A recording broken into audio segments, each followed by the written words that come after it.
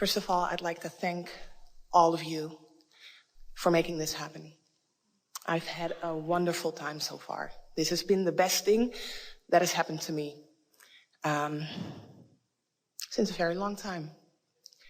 You are the creator of your reality. Good job.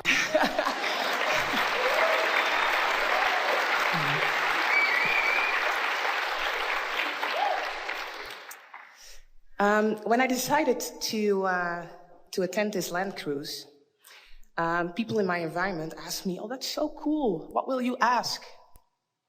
I had not a clue. I was just planning to be here, and the energy itself is uplifting.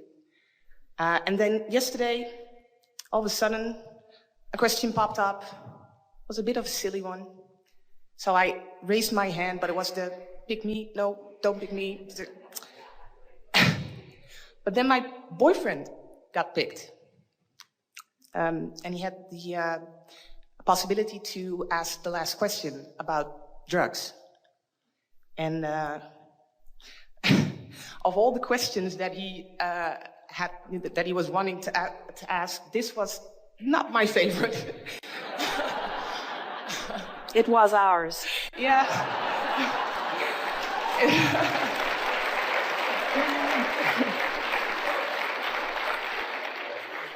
It turned out to be the highlight of this vacation for me, because there was such a learning moment in it.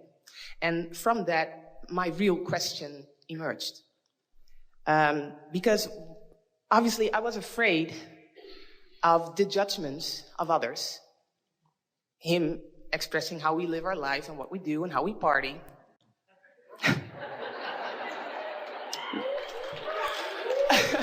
Have you looked around?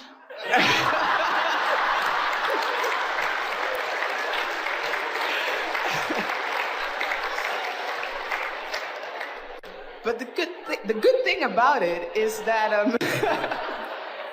after the seminar, it took us about an hour and a half to get back to our hotel room because of all the people that came up to him and thanked him for the question. So I was afraid of being judged, but instead of that, he was being thanked. And from that, my real question is, because this is a situation here, but to be honest, in all of my life, I am pretty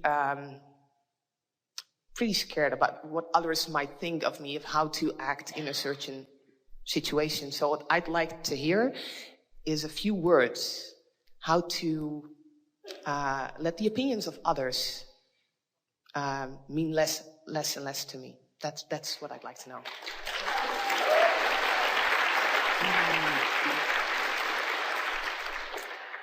Would you speak right to the heart of how it is that you all have summoned us to you? In other words, it is the most essential part of what we are all about as we are all in this together. Because everyone came forth with clear understanding of the contrast that they were coming into, knowing that that contrast would produce within them new seeds of desire, which were essential for expansion and therefore essential for eternalness. And so that's why you decided, all of you, to come forth with enough variety and diversity to mix it up in order to cause those questions and those desires to be born.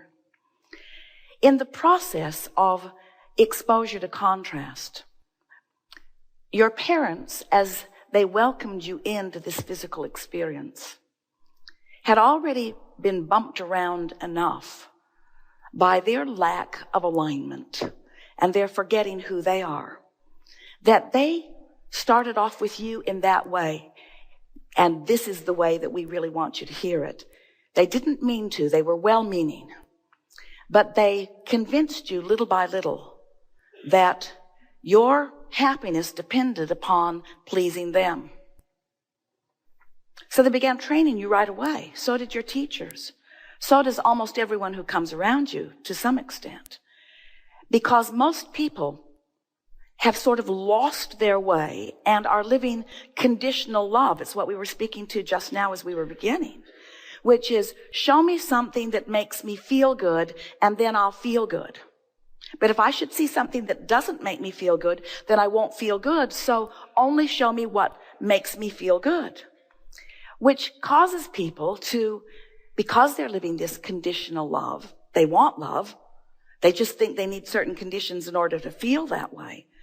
It causes them to then need something they can never get.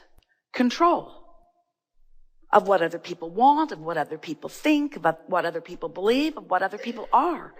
They seem to need that control and they never get it. They keep looking for it, but they never find it. And we say it's because they're looking for love in all the wrong places.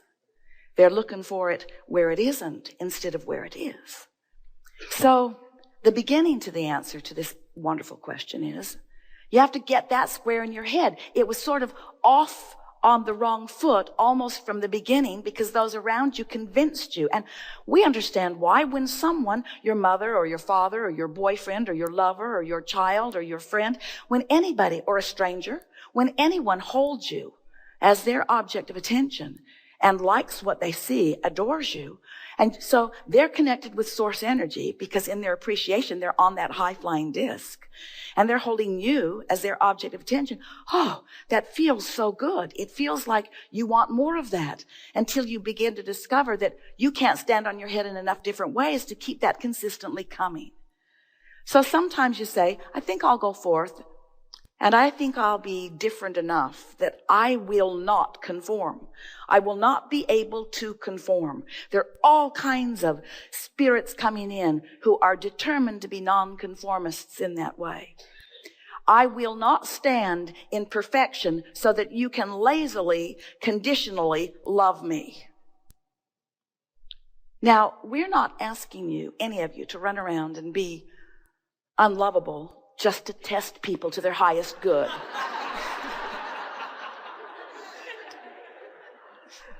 But we're also really not encouraging you to try to conform to please them because it makes them weak, you see.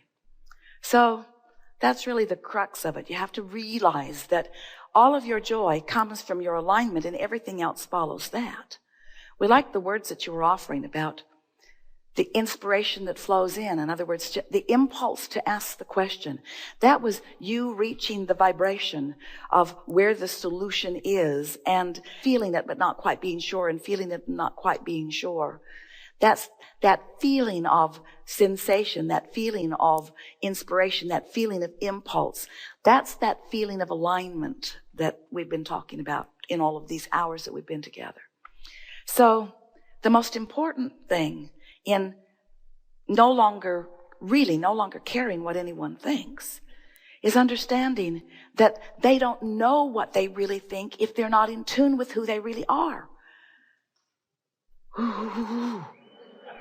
So those opinions don't count. Those opinions don't count. Those opinions don't count. Those opinions don't count. Those opinions. Don't you want to go to the highest source of opinion? We would. We do. We are.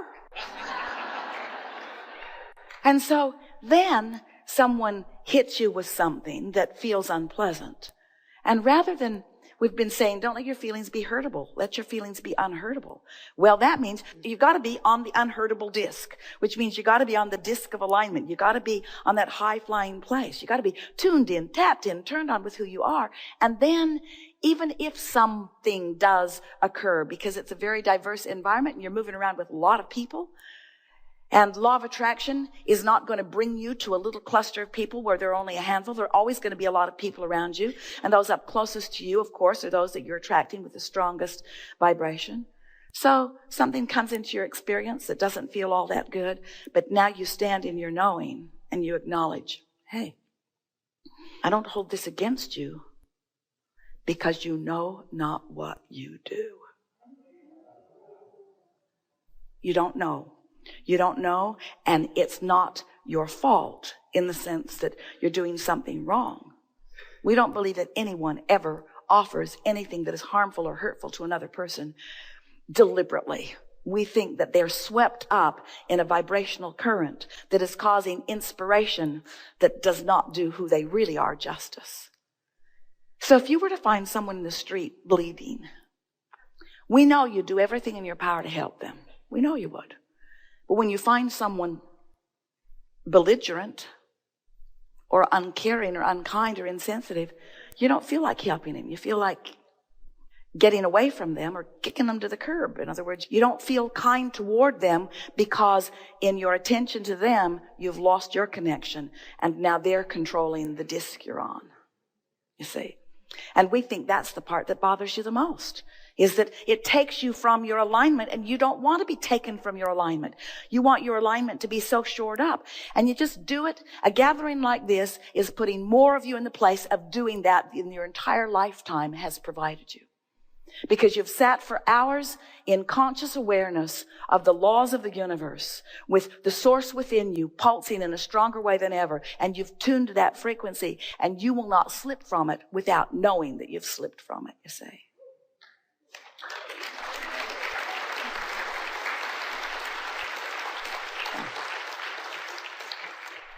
Esther says people are well-meaning.